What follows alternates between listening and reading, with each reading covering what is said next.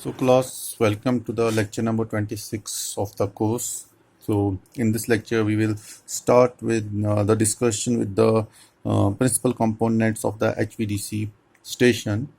So this was the diagram which I showed you in the last lecture, okay, where we said that the heart of any HVDC system is the converters. Okay, so we have one set of converters here, one set of converter here. Okay, so total two set of converters for a two terminal HVDC station. So in case if we use a three terminal HVDC station, so we need one more set of converters. So, okay, so one set of converter here, one set of converter here, and we need one extra set of converter for three terminal. And similarly for multi-terminal, we will need more and more, means a pair of converters. So first, the heart is the converters, then the converter transformer, and these are named so converter transformer because I told you there are certain desirable features like high leakage reactance, high insulation, and this what I said means, and they are named so converter transformer because they are used very close to the converter, very near to the converter. Okay, so that is why these are named as converter transformer with, and they have special features like high leakage reactance, on load tap changing facility, and high insulating, high means the windings should be highly insulated. Okay, so I will tell you when I will teach you these converter transformers there. Then we have earthing electrode, then we have smoothing reactor. These are nothing but inductors because we are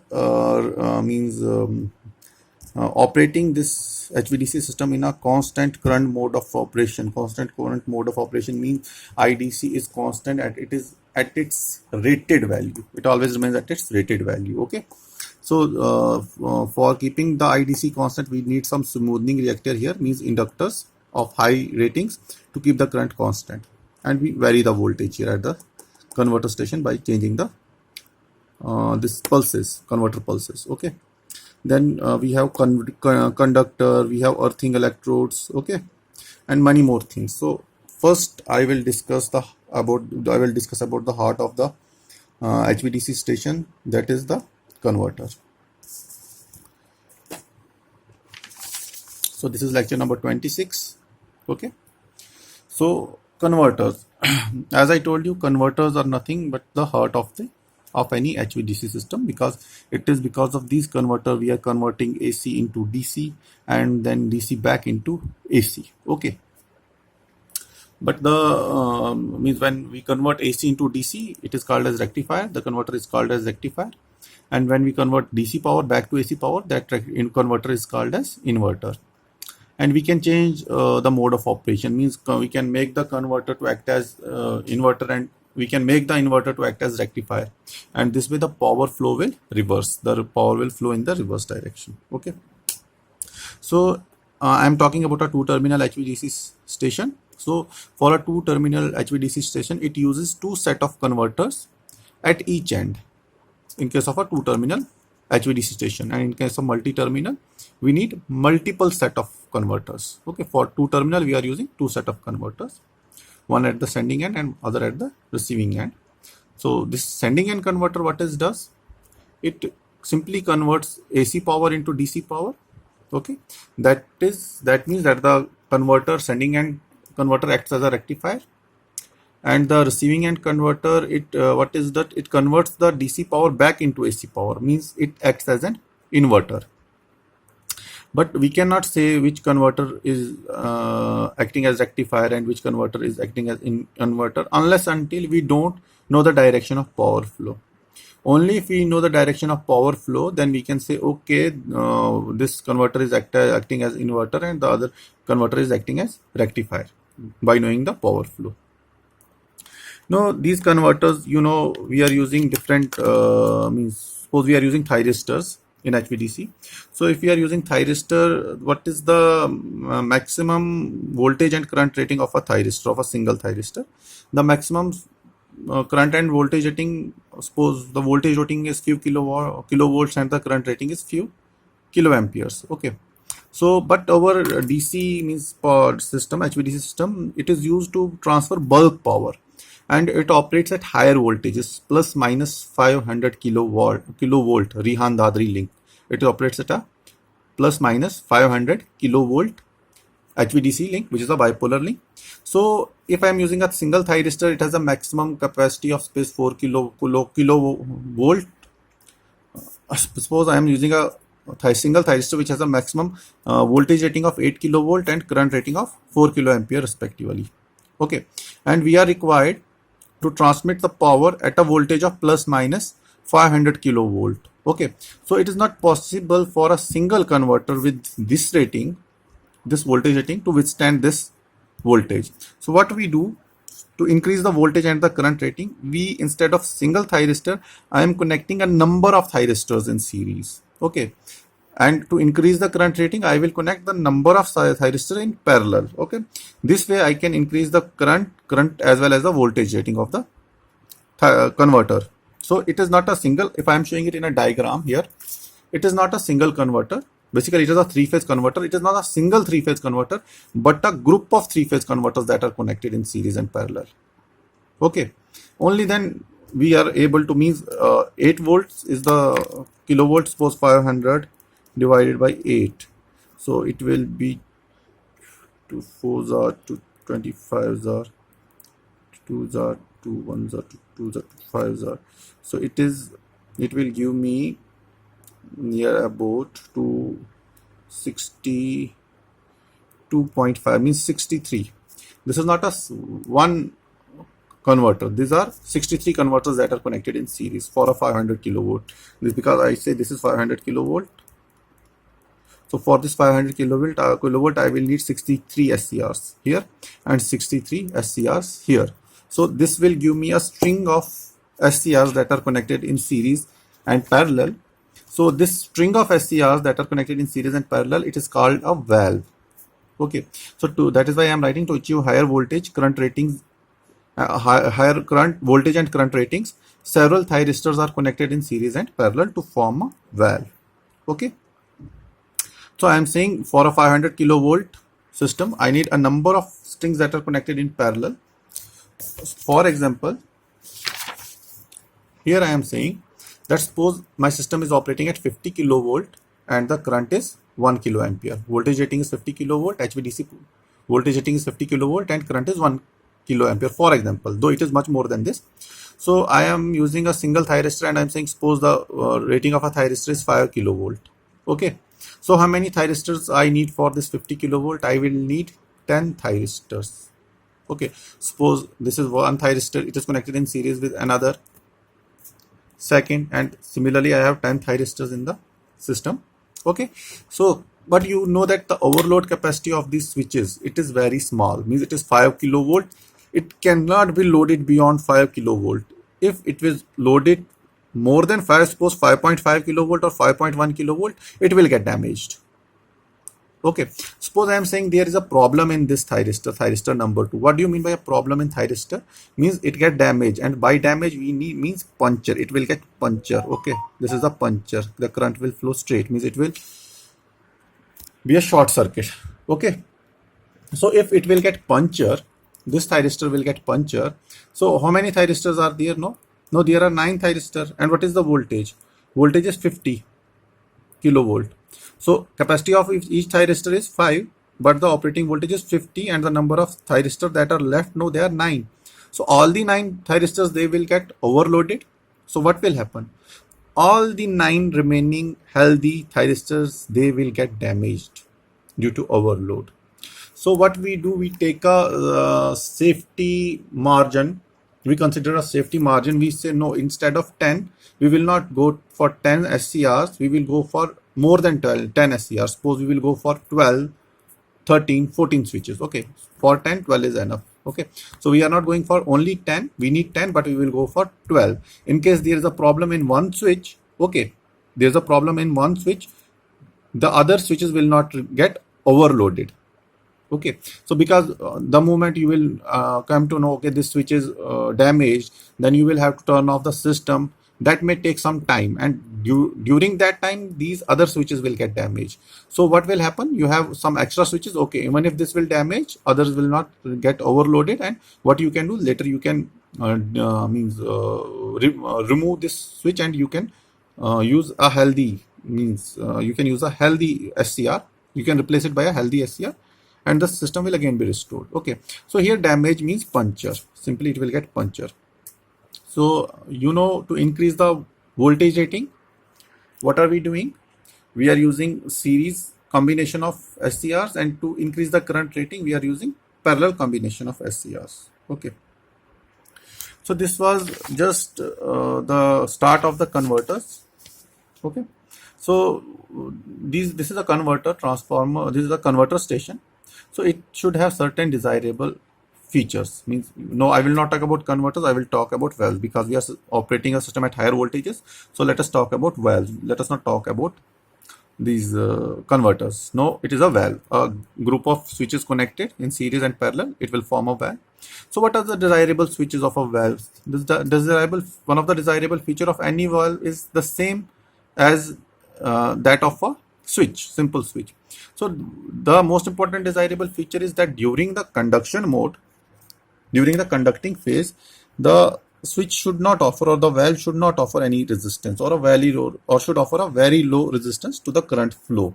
Okay, means it should act, ideally it should act like a short circuit during conduction mode, and it should act like a open circuit during a non-conducting mode. So means during non-conducting mode it should offer very high resistance to current flow, and during the conducting mode it should offer a very low resistance, ideally zero, very low resistance to the current flow. So what should be the voltage drop during the conduction mode? Ideally it should be zero, but as you know, ideal system doesn't exist, so the voltage drop should be very low, okay, during conduction phase, and the voltage drop should be very high during the non-conducting phase. Okay, so it should behave like an ideal switch, but there is nothing ideal in the world. Okay, so next, yes, this was the first requirement. High means low resistance during conducting and high resistance during non-conducting phase. So that second desirable feature is that it should be able to withstand high peak inverse voltage during the conduction mode. High peak inverse voltage means, suppose you have a converter, okay, we have 6 switches in a converter. So at any time 2 switches are conducting, one from the upper 3 switches and one from the lower 3 switches. So at a time 2 are conducting, and rest of, what will happen to rest of 4? So rest 4 will be reverse biased, okay, and there should be, and they will withstand some voltage, okay, that is called the peak inverse voltage, and that withstand capacity of the remaining 4 switches, it should be high. Okay, so it should be able to withstand high peak inverse voltage during the conduction mode. Okay, now next is that these converters should allow a reasonable short commutation margin angle during the inverter operation. What do you mean by commutation? Commutation means, suppose we have one switch is conducting, so we want the other switch to conduct after, suppose 60 degree time, 60 degree means interval. So what will happen, this is called commutation, means the transfer of current from one valve to another valve, or from one switch to another switch. So during the inverter operation, this converter should offer a reasonable short commutation margin angle. So this is required for proper turning off of the converter, and it is done required during the inverter operation. Otherwise commutation failure will take place. Means commutation means, I told you, the transfer of current from one switch to another switch. Okay, so in case of commutation failure, the current will not transfer from to another switch. The same diode may conduct continuously. It should turn off, but it is not turning off, it is again turning on, and the next switch which should turn on, it is not turning on. The earlier switch, it is not turning off, and the incoming switch, it is not turning on. So this is called commutation failure. So to allow proper commutation, so reasonable short commutation margin angle should be there during the inverter operation. Otherwise commutation failure will take place. So we are saying that we have 3 phases. Okay, we are saying that the transition of the conducting and the non-conducting phases, it should be smooth. It should not be sudden. When it will be sudden, there will be transients in the system. Okay, so this transition from non-conducting or conducting to non-conducting phases, it should be smooth. So this is all about the desirable features of a converter. So next, let us discuss what are the different types of converters that we are using. So converter means, depending upon which storage element you are using, which storage device you are using, the converters are named after that. Okay, so if you are using an inductor as the storage device, the converter is called as current source converter. Current sourced, CSC means current, CSC means current sourced converter. And VSC, the other, where we use capacitor as a storage device, it is called voltage source converter. Voltage source converter. You must have read these converters during your course, power electronics and advanced power electronics. So I will not go into detail of these converters. I am simply telling, when we are using inverter as a storage device, it is called as current source converter, and when we are using capacitor as a storage device, it is called as current sourced capacitor. Sorry, current sourced converter. So what is the difference between the two? The first difference is that inductor is used on DC side for storing energy, and in case of voltage source converter, capacitor is used on the DC side for storing energy. So here, that is why capacitor, so voltage source converter, because if you are using capacitor, it will keep your voltage constant, and if you are using inductor, it will keep your current constant. That is why current source converter and voltage source converter. So as we are using inductor in current source converter, so current will remain constant, and for changing the power, and for power reversal, means we want the power flow to change, voltage polarity will change, but current direction will remain same. Okay, so in case of a voltage source converter, voltage remains constant, and for power reversal, current direction will change. Okay, so I am saying that the current remains constant, means current will remain constant, and it will remain constant at its rated value. So the system is always, current is always at its rated value, means near to its maximum value. So what will be the I square R losses? It will be high, because current is constant and it is at its rated value. So always the losses will be I square R. So it will be high. Whereas in voltage source converter, we are saying the voltage remains constant, but current changes. So voltage remains at its rated value, but current can increase or decrease. So means it is not always rated. Current is not always at its rated value. It can increase or decrease. So I square R losses are not always high. Sometimes these are high and sometimes these are low. So overall, therefore overall losses will be low in case of a current source converter. So these are the three differences. I have many more differences here. So I am saying that the current remains constant. This is my IDC, it remains constant. For keeping the current constant, I am using a reactor here. Okay, inductor of large size. So, and how I am controlling the power flow? I am controlling the power flow by changing the voltage here, VDC. Okay, so this inductor size is large, therefore it is expensive. However, for a voltage source converter, the capacitor size is small, and therefore it is less expensive. This system, okay, this system is more fault tolerant, means it has the capacity to tolerate fault because of the reactor. So it is more reliable. Okay, however, a voltage source converter, it is less fault tolerant. So okay, if the fault tolerance capacity is low, therefore it is less reliable. Okay, control here is simple, and control is fast and accurate. Control in case of a voltage source converter, it is slow and complex. Okay, so in this case you can see, if you can see here, just a minute. Yes, okay, so this is a voltage source converter. We are current source converter, we are keeping the current constant and we are changing the voltage. So it is not possible to expand this in series.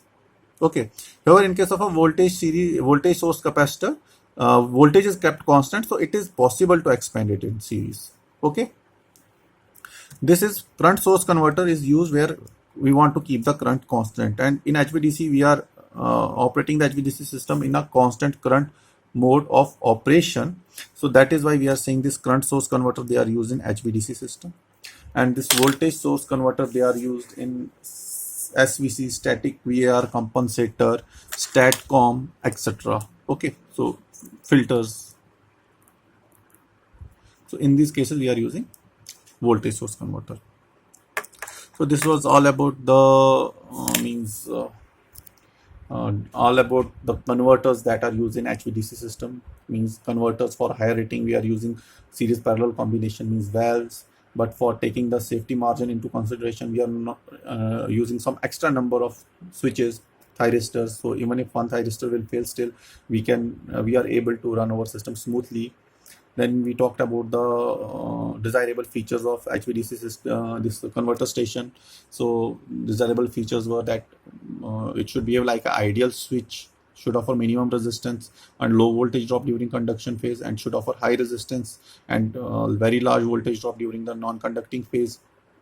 The second was that the non-conducting means switches they should be able to withstand high peak inverse voltage, because conducting switches they are short, whereas the non-conducting switches they are subjected to high voltage, reverse voltage. So it should be these switches should be able to withstand high peak inverse voltage. After that, what were the others? Reasonable short commutation margin should be there during converter operation for proper turning off of converter. Otherwise, commutation failure will take place. And the transition between the conducting and the non-conducting phases, it should be smooth. It should not be sudden. Otherwise, transients will be generated. Okay. So again, depending upon the storage element, converters are classified as current source and voltage source converter. There are various differences between the two converters, and this current source converter it is used where current is kept constant, and it is used in HVDC systems. However, in a voltage source converter where we want the voltage to remain constant and current to change, it is used in static VAR compensator, DSTATCOM or STATCOM and filters, etc. So next is the converter transformer.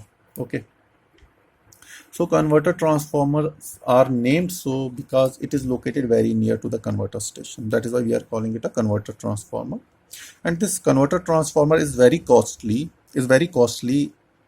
and is different than the conventional transformers that we are using, because certain features are required in HVDC system.